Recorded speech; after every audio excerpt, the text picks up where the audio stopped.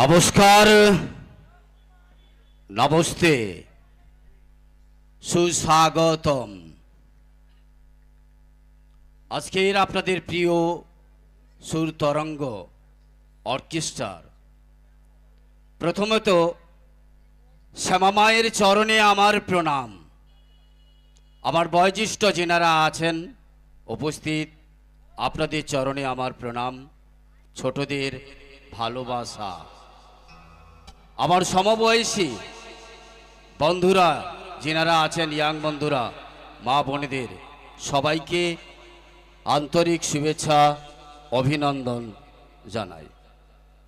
তো আজকের এই শ্যামা পুজো, এই কালচারাল সোসাইটি যিনারা তুলে ধরেছেন, আপনাদের সবার পরিচিত, আপনাদের সবার প্রিয়, আপনাদের সবার কাছের সেই শ্রদ্ধেয় আজকের এই পুজো কমিটির সভাপতি মহাশয়, সম্পাদক মহাশয়, কোষাধ্যক্ষ মহাশয়, আজকের এই শ্যামা পুজো কমিটির প্রত্যেকটি সদস্য যেনারা আছেন, আপনাদের সবাইকে সম্মানীয় শুভেচ্ছা, অভিনন্দন, এক রাস শ্রদ্ধার ভালোবাসা জানাই।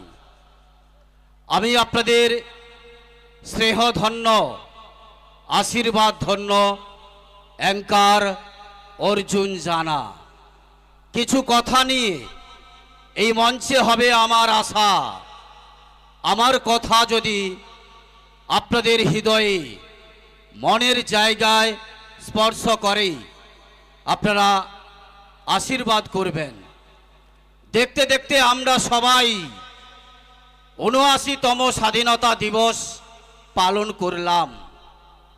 নেতাজি সুভাষচন্দ্র বসু, ক্ষুদিরাম বসু, বিনয় বাদল দীনেশ, ভগৎ সিং, রাজগুরু সুখদেবের মতন শত শত বিপ্লবীরা এই ভারত মাতাকে রক্ষা করতে গিয়ে তাদের নিজেদের জীবন দিয়েছে বলিদান।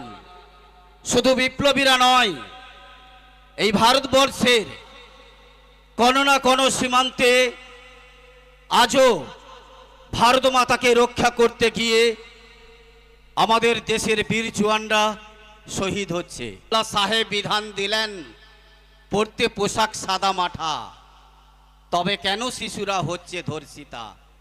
তাদের তো কোনো পোশাকের বালাই নাই। আসলে মানুষের বেড়ে গেছে ঠাটবাট। এখন মরা পুড়লে লাগে আধার কার্ড।